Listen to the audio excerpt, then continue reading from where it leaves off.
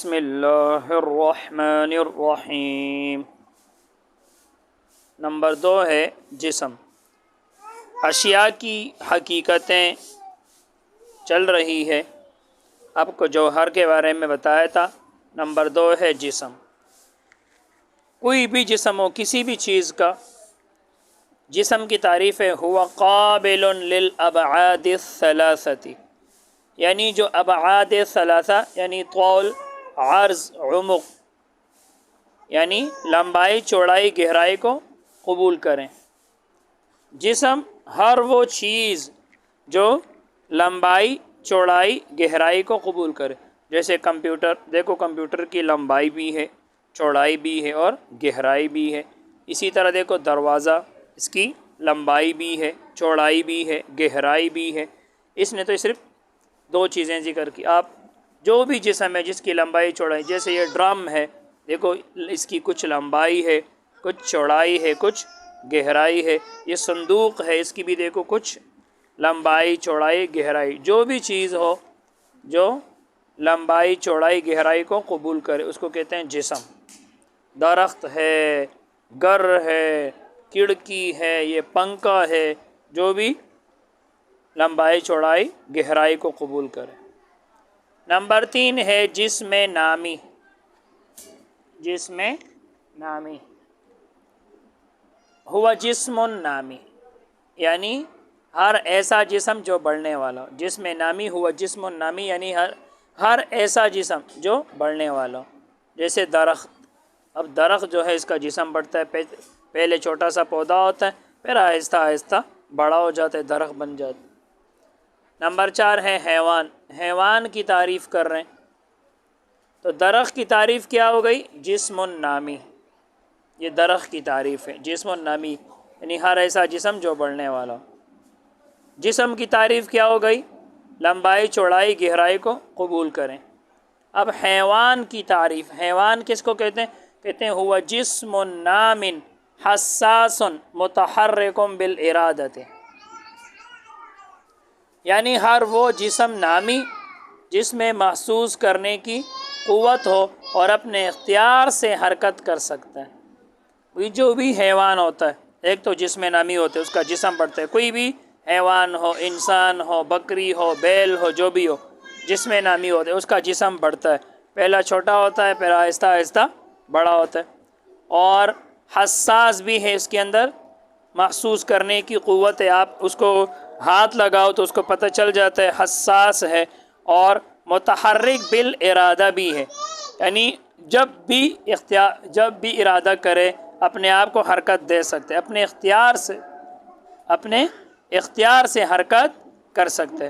جس کی مثال لی ہے جیسے انسان ہے، گدھا ہے، بکری ہے، بیل ہے۔ دیکھو یہ حیوان ہے، حیوان کی تعریف ہے۔ انسان نمبر 5 ہے انسان۔ انسان کس کو کہتے ہیں؟ اس کی تعریف لکھا ہے ہوا حیوان ناطق، یعنی ایسا حیوان جو بولنے والا ہے، عقل کامل رکھنے والا ہے۔ تو انسان بولتا ہے، عقل کامل رکھتا ہے، اپنے مافی ضمیر کو ادا کرتا ہے، دل میں جو بھی باتیں ہوتی ہیں اس کو دوسروں کو بتاتا ہے۔ نمبر 6 ہے فرس، گھوڑے۔ گھوڑا کی تعریف کر رہے ہیں کہ ہوا حیوان سواحل، یعنی ہنہنانے والا جاندار۔ تو گھوڑا جو ہے ہنہناتا ہے، تو لکھا ہے ہنہنانے والا جاندار۔ نمبر 7 ہے اسد۔ شیر کی تعریف کر رہے ہیں کہ شیر کس کو کہتے ہیں؟ کہتے ہیں ہوا حیوان مفترس، یعنی چیر پھاڑ کرنے والا جانور، چیر پھاڑ کرنے والا جانور۔ اور بھی جانوروں کی حقیقتیں ہیں۔ گدھے کی حقیقت ہے ہوا حیوان ناہکن، ناہکن ہاں کے ساتھ چشمے والے، یعنی رینگنے والا جانور، کیونکہ گدھا رینگتا ہے۔ بکری کی تعریف ہوا حیوان ذو رغا، میں کرنے والا جانور۔ اور بقر کی تعریف ہوا حیوان ذو خوار، باں باں کرنے والا جانور۔ بیل کی ہوا حیوان ذو خوار۔ لفظ کی تعریف آپ نے پڑھا ہے صوت یستقر بمخرج، یعنی ایسی آواز جو کسی مخرج پہ ٹھہرے۔ اور اردو میں بھی آپ نے پڑھا ہے لفظ جس پر انسان تلفظ کرے۔ کلمہ کس کو کہتے ہیں؟ آپ نے علم النحو میں پڑھا ہے لفظ وضع لمعنی مفرد، یعنی وہ اکیلا لفظ جو کسی معنی کے لیے وضع کیا گیا ہو۔ اسی طرح آپ نے علم النحو میں تعریفیں پڑھی ہے اسم کی، فعل کی، حرف کی. تو میں نے آپ کو بتایا تھا یہ جو تعریف ہوتی ہے، حقیقت ہوتی ہے، حقیقت تو یہ ذاتیات سے مل کر بنتی ہے. یہ تعریف کلی کی دو قسمیں ہیں، نمبر 1 کلی ذاتی، نمبر 2 کلی عارضی. آپ نے پڑھ لیا تھا کلی وہ مفہوم ہے جس میں شرکت ہو سکے. کلی وہ مفہوم ہے یعنی مفہوم کا نام ہے، ذہن کے اندر جو معانی ہیں ان کو کلی کہا جاتا ہے. تو کلی وہ مفہوم ہے جس میں شرکت ہو سکے. ایک کلی ذاتی ہے اور دوسرے کلی عارضی ہے. تو میں نے آپ کو بتایا تھا کہ کسی چیز کی کچھ پرزے تو وہ ہے جس پر اس چیز کی بنیاد ہوتی ہے، اس چیز کا دار و مدار ہوتا ہے. کچھ پرزے، کچھ چیزیں وہ ہوتی ہے جس پر چیز کی دار و مدار ہوتی ہے، جس پر چیز کی بنیاد ہوتی ہے. اگر وہ پرزے، وہ چیزیں نہ ہو تو چیز نہ رہے، چیز ہی ختم ہو جائے گی. اور کچھ پرزے وہ ہے جس پر چیز کا دار و مدار نہیں ہوتی. جیسے میں نے آپ کو بتایا تھا یہ جو میز ہے، میز ایک تو اس کے 4 پائے ہیں اور ایک اس کو لکڑی کا پٹا ہے. اگر یہ نہ ہو تو پھر میز ہی نہیں رہے گا. اور کچھ چیزیں ایسی ہیں جس پر چیز کی دار و مدار نہیں ہوتی، جیسے اس کے اوپر جو رنگ دیا ہے اور اس کا جو ڈیزائن ہے یہ کلی عارضی ہے. یہ نہ ہو تب بھی ڈیکس ہی رہے گا، یہ میز ہی رہے گا. تو کچھ پرزے وہ ہوتی ہے جس پر چیز کا دار و مدار ہوتا ہے، اور کچھ پرزے، کچھ چیزیں ایسی ہے جس پر چیز کی دار و مدار نہیں ہوتی. تو جس پر چیز کی دار و مدار نہیں ہوتی وہ عوارض کہلاتے ہیں. جیسے اسم کی تعریف کیا ہے کہ اسم وہ کلمہ ہے جو اپنا معنی خود بخود بتائے، کسی دوسرے کلمے کا محتاج نہ ہو، اور اس میں تینوں زمانوں میں سے کوئی زمانہ نہ ہو. یہ اسم کی تعریف ہے. اب اسم کے لیے معرب ہونا، اسم کے لیے مبنی ہونا، یہ عوارض ہے.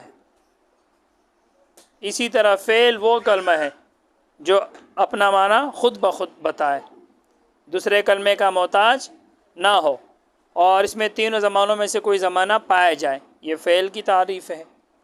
باقی فعل کا معرب ہونا، مبنی ہونا، یہ عوارض ہے، اس پر فعل کا دار و مدار نہیں ہے.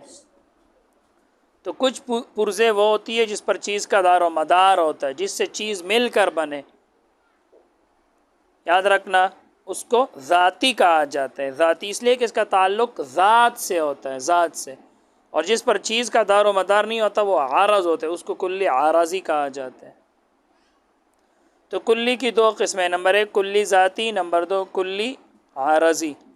کلی ذاتی وہ کلی ہے جو اپنی جزیات کی پوری حقیقت ہو یا پوری حقیقت نہ ہو لیکن اس کا ایک جز ہو، اس کا ایک جز ہو.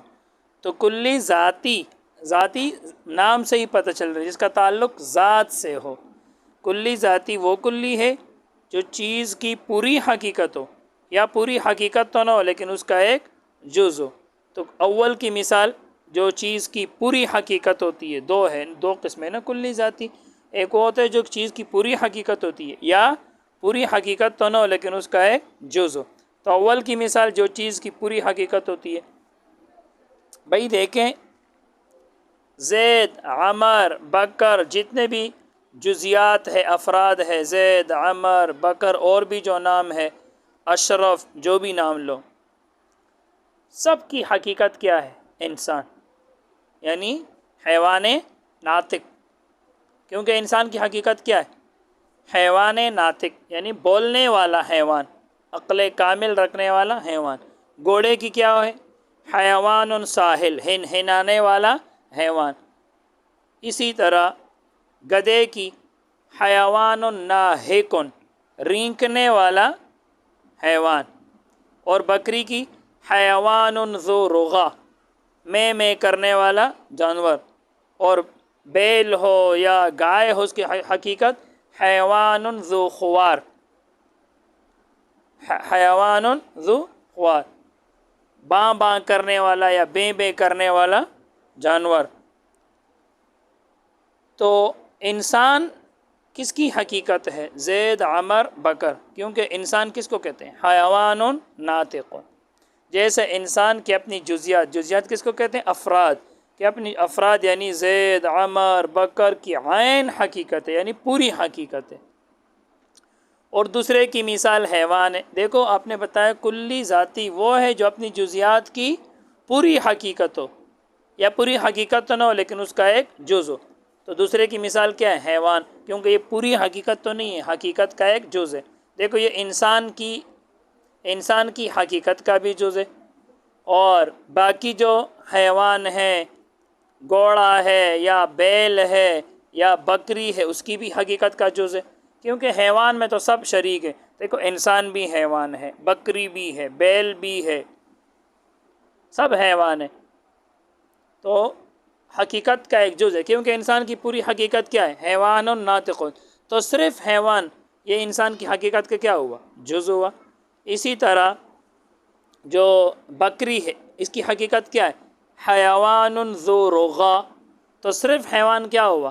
حقیقت کا ایک جز ہوا۔ تو کلی ذاتی وہ ہے جو اپنی جزیات کی پوری حقیقت ہو، یا پوری حقیقت تو نہ ہو لیکن اس کا ایک جز ہو۔ تو دوسرے کی مثال حیوان ہے کہ اپنی جزیات یعنی انسان، بکری، بیل کی حقیقت کا جز ہے، تو سب کی حقیقتوں کا جز ہے۔ انسان کی حقیقت کیا ہے؟ حیوان ناطق۔ بکری کی کیا ہے؟ حیوان ذو رغا۔ بیل کی کیا ہے؟ حیوان ذو خوار۔ تو یہ صرف حیوان کا حقیقتوں کا کیا ہوا؟ ایک جز ہوا، پوری حقیقت ہو یا پوری حقیقت کا جز ہو۔ تو آپ نے پڑھ لیا کلی ذاتی وہ ہے جو اپنی جزیات کی پوری حقیقت ہو، یا پوری حقیقت تو نہ ہو لیکن اس کا ایک جز ہو۔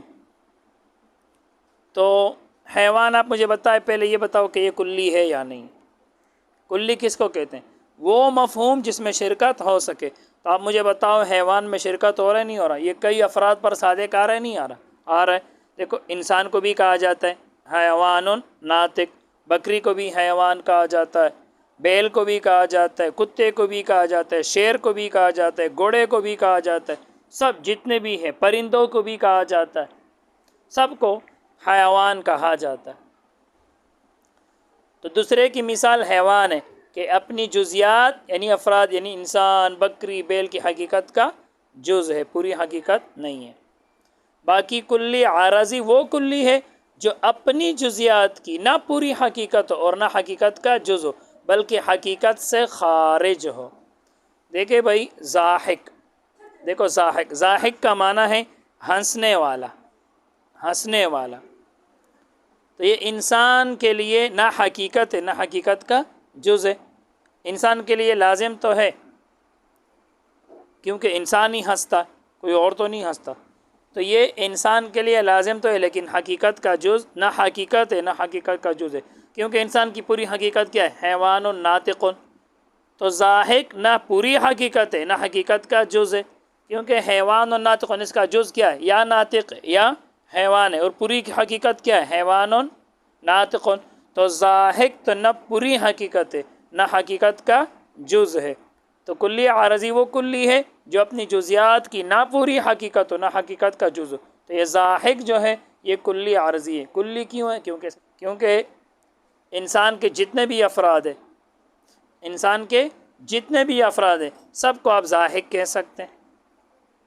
اسی طرح معاشی، معاشی کا مطلب چلنے والا، یہ بھی کلی ہے، چلنے والا انسان ہے یا دیگر جو جانور سب چلتے ہیں، معاشی، مشا یمشی سے، تو یہ بھی کلی عارضی ہے کہ اس پر انسان کا وجود موقوف نہیں ہے۔ یہ نہ بھی ہو تب بھی انسان انسان ہی ہوگا، کیونکہ انسان کی حقیقت کیا ہے؟